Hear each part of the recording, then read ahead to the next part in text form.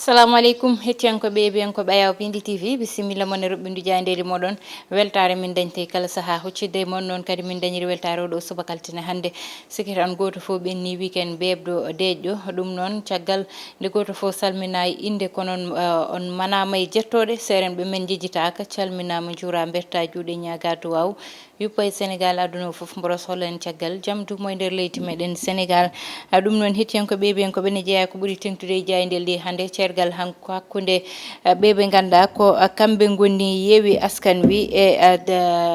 tahawu Dakar ɗum nani e nder jayndeli ɗi ha tengte mo ganduɗa kañumne kay oɗo saaha ne wawi wiyede yuwi tan ko guiƴum saabi ɗum noon ko gueɗe ɗe ganduɗa wolle mbiyen ko ujunere saabi ɗum joni joni garen e roɓɓindu jayndeli meɗen.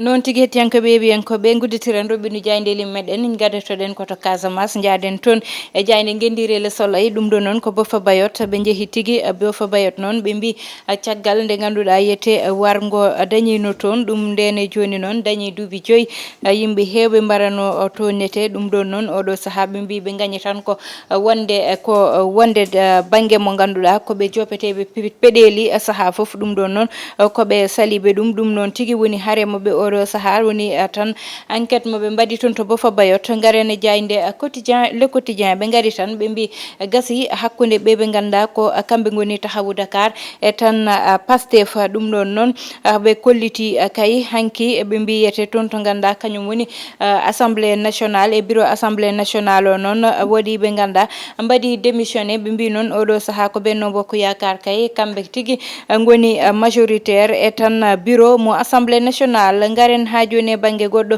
woni Vox Populi noon oɗo subaka wi tan ko guerre walla tan haare nani hakkude wonduɓe Ousmane Sonko e yaaduɓe Halifa Ababacar Sall ɓe mbi noon oɗo saaha kay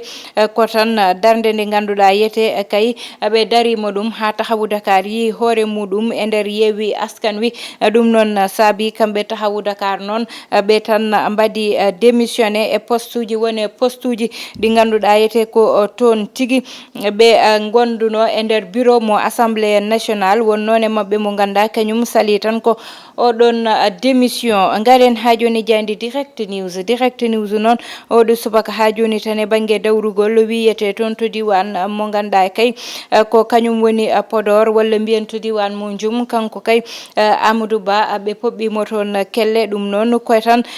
tawtorigo Cheikh Oumar Anne kanko Cheikh Oumar Anne noon o wi yoɓe ndendina koye juuɗe mabɓe ɓe mbadda juuɗe fandu kamɓe foof ɓe ganduɗa ko ɓiɓɓe fulɓe gam mbawa wadde tan réélire mo ganduɗa kanko woni Amadou Ba e tan 25 février mo hitande ujunnaje 2024 ɗum noon woni ko ganduɗa kay o suuti ɗum konngudi makko kanko oɗo mo ganduɗa woni ministre Cheikh Oumar Anne toon to diwan mo Dioum garen ha joni tan keddoɗen e jayde direct news ɗum noon ɓe gaari tan koye oɗo mo ganduɗa woni projet loi de finance mo 2024 ɗum ɗon noon ɓe garti hen no fewi eno yaari e tan ministre walla jagorde joguiɗo ɗum holno waddi hen kono kadi holi dépense uji kono kadi holno watta hawo ɓuura ñibde koyɗe makko walla Sénégal ɓuura ñiɓade ɗo woni ɗo garene jayde l'observateur oɗo subakari tan koye Boun Dionne Abdallah Boun Dionne noon kanko oɗo saaha kay ɓe mbi ko kay ko neɗɗo mo ganduɗa hewani haala kono noon mataw wonko mofte ɓerde makko saabu ɗum tigui hollitama saabu hay goto sikkano kanko Boun Abdallah Dionne mo hollu caggal président Macky Sall kono noon ko noon tigui o waɗi caggal nde ganduɗa Amadou Ba toɗɗama waɗede tan mo ganduɗa kañum jogori tan jooɗade walla kañum jogori kay wadde présenté ɓe ganduɗa kamɓe goni Benno Bokk Yakar garen ha joni e émigration clandestine ɓe mbi kay capitaine mo tan pirogue walla mbiyen tan laana gota kanko noon oɗo saaha kay namna ari noon e tan enquête mo ganduɗa ɓe mbaɗi ɗum faade e oɗo émigration clandestine kamɓe no ɓe mbatta eno gueɗe ɗe yarata ni ha joni tan ɓe garti kay e oɗo subaka oɗo ɓiɗɗo gorko mo ganduɗa fi kay ko sehil muɗum barre de fer mana jamdi ha wasi fittadu muɗum gam ujunere o tottuno ɗum beele mo ya o yilonoyo mo jeeyowo hoore muɗum garen ha joni tan e gueɗe goɗɗe ɗe ganduɗa nane nder jaydeli ɗi ɗum noon woni e nder jayde les échos ha joni ɓe mbi tan toon to ganduɗa woni buun mo ganduɗa kay fiyama ha wasi fittandu muɗum woni gujjo nanganoɗo kañum noon ɓe pii tan ko ha hawre sati kono noon jeeɗiɗo pawama hen junggo oɗo saaha tan aɓene juuɗe lawol ɓe mbi tahawu Dakar e tan Pastef oɗo saaha kay cergal moɓe darima haɓe perti poste uji 4 ɗum ko jayde les échos ari hen garene jayde source a oɗo subaka wi tan ko bilan kay walla mbiyen haare poɗodiral nangodiral dañi toon to ganduɗa woni diwan mo Ziguinchor ɗum noon ko ubannoɓe min jeeyaɓe MFDC ɓe mbi noon oɗon kay walla tan haare nde ɗon addi noon goto mo ganduɗa wasi hen fittandu muɗum goɗɗo mo ganduɗa kay oɗo saaha nani yilo tigui no parti mum ɓuuri darorade woni Aïda Mbodj o wi tan e temedde joyo ɓe ganduɗa woni ardiɓe landa makko goto fo ina namne temedere parrainage uji ɗum woni noon ko fawe juuɗe mabɓe walla tan ko yiiɗi ɓe pawa e junggo makko garane jayde tribune ɓe mbi Amadou Ba kay oɗo saaha kañum kay candidature muɗum kay kañum tigui haalete oɗo saaha e scrutin mo tan 25 février ɓe mbi noon Amadou Ba kañum salima tigui wiyede tan oɗo jeyatake hen walla oya jeyatake hen goto fof foti ko jeeyede ɗum woni tigui ke konnguɗi ganduɗa o addi ɗum e nder jayde tribune garene jayde bisbile jour ɓe mbi yeewi noon oɗo saaha kay kañum kay koko tan itti ko ganduɗa ko kañum tigui ko fayi e tan bibje muɗum koko itta oɗo saaha ɗum noon woni konnguɗi ganduɗa ɓe gaari hen saabu e bureau mo assemblée nationale ɓe natti jeeyede hen ɗum ɗon noon ɓe mbi kay oɗo saaha ko tan haare hakkude tahawu Dakar e Yewwi Askan Wi ha saabi kamɓe koye mabɓe kay itti bibje mabɓe ɗum noon woni konnguɗi ɗi ganduɗa nane jayde besbile jour garene jayde libération ɓe gaari tan koye enquête mo ganduɗa ine waɗeteno dik waɗanno faade fond covid ɗum ɗon noon caggal ɗum wonɓe ganduɗa kay tumama hen ɗum ko ganduɗa kanum woni CSH Germain ɗum noon ɓe mbi tan oɗo saaha hewɓe noon ko dogɓe tan banggal responsabilité mumen faade koppareje nadde hen ɗi ganduɗa rewane lawol oɗo saaha ha joni tan ɓe mbi oɗo biyeteɗo Macoumba Mbaye kanko noon mo ɓuuri andirede inde Mankou kanko noon yani cukalel gorel ngel ganduɗa tan ko cukalel tokosel o wonde muɗum cukalel gorel dañguel duuɓi 15 o waɗi ɗum violé ɗo joni noon amone juuɗe lawol garen ha joni jayde stade coftal ɓalli uddata damal garen tan ha joni hakkude Sénégal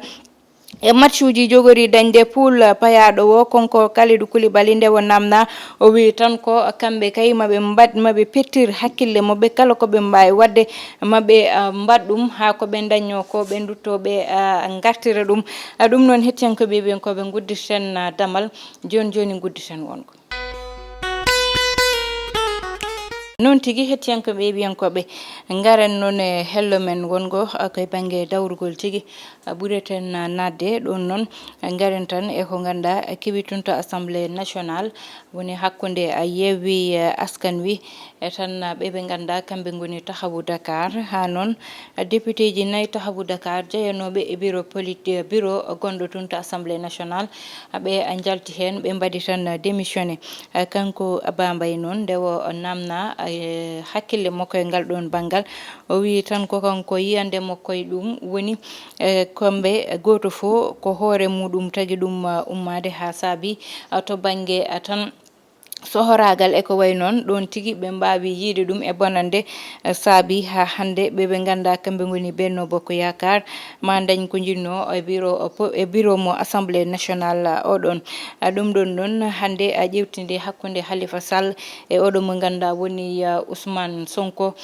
cergal mumen walla tan mbiyen hakkude tahawu Dakar e Yewwi Askan Wi walla hakkude mabɓe e Pastef cergal mabɓe walla cergal dañgal ɗon addi hande ɗeɗo gueɗe ɗe ganduɗa yete dañi ɗum noon e banggue politique en tout cas saaha fo ina ƴewtida to banggal konngol kam wona ko daroto saabu so wiyama konngol darota ko hokkude yeeru tan ɓeɓe ganduɗa kamɓe goni Yewwi Askan Wi ɓeɓe ganduɗa ko kamɓe goni tahawu Dakar ɓeɓe ganduɗa ko kamɓe goni Pastef parti ji kewɗi dentunoɗi walla coalition ji dentunoɗi gam tan yaadude banggue goto wiye ɗo en gonat gotum ɗa en caroto kono saha fof kala nde sarade nde yonti ma hare dañtawol daña walla poɗodiral daña ɓe jejjiti clause aji ɓe pawno wiide eɗen mbawi yaadude e ngal ɗo gueɗal ngala en jaadata hen ko ni jareten soɓe jettima ɗon tan hankkadi nattat waɗede respecté kala ɓiɗo yahat ƴette waɗe mo ganduɗa ko kañum wonata ennemi o kañum wonata gañaɗo o kañum woni jopaɗo feɗendu o saaha foof e banggue politique ko ɗon probléme aji ɗi arata hay nder e Pastef so ƴewtidama kamɓe stratégie koye mabɓe moɓe lelni wonɓe pamani ɗum e nder mabɓe hande ne adda poɗodiral ɗum noon woni candidat ji 4 jiyaɗi e nder landa oɗon ma woɗɓe pamani mbiya ala o ko yiɗi ɗum yiɗi o yiɗi o ɗum yiɗi o ɗum yiɗi taw ko stratégie mabɓe kamɓe gandi koɓe jiiloto hen kono ne wawi addude ceekodiral e nder landa oɗon rutto kadi ƴewtinde hakkude Halifa Sall e oɗo mo ganduɗa woni Ousmane Sonko no hakkude mabɓe wano hewɓe noon darinomo wiide hakkude o gonga wertani ɗum werti ɗum ko intérêt politique noon ko intérêt ardoto hen saaha foof saabu goto foof yiiloto ko dañi yiilanaki keddiɗo o cikkuɗo fo noon hande so neɗɗo ari nangodiri ma e jungo kañum yiiloto koko ganduɗa woni ɓuural e ma politique ɗum heewani hen goto fo sene ara ardinta ko intérêt te ko intérêt hoore muɗum ardinta goto fo ardinta ko yidde kala mo ganduɗa wawa yaade ma wawi yiilade ɗo wambi ha yaaha so yeehi so wambama ha yeehi ha yettima ko ɓuyɗoto wadde ko woni helde koyɗe bambunoɗo ɗum o ɗum ɓuuri ƴewtidede e banggal politique guéguerre gonɗo nder kareli gonɗi nder calcul aji gonɗi nder saabu politique ko calcul aji ɗi ganduɗa ete welani famnade wayani no 1+1 walla 1+2 ni kono ko calcul aji ganduɗa ɓuuri woddude toon goto foof e ko woni nder hoore muɗum hettiyankoɓe eɓiyankoɓe onon oɗon jogui hen miijo koye commentaire uji fatte walla waɗanin Jami Kisal bani modde Baysata Ndiaye wonno heɗone banggal caméra ko Djiby Dieng to montage ko Ali Fall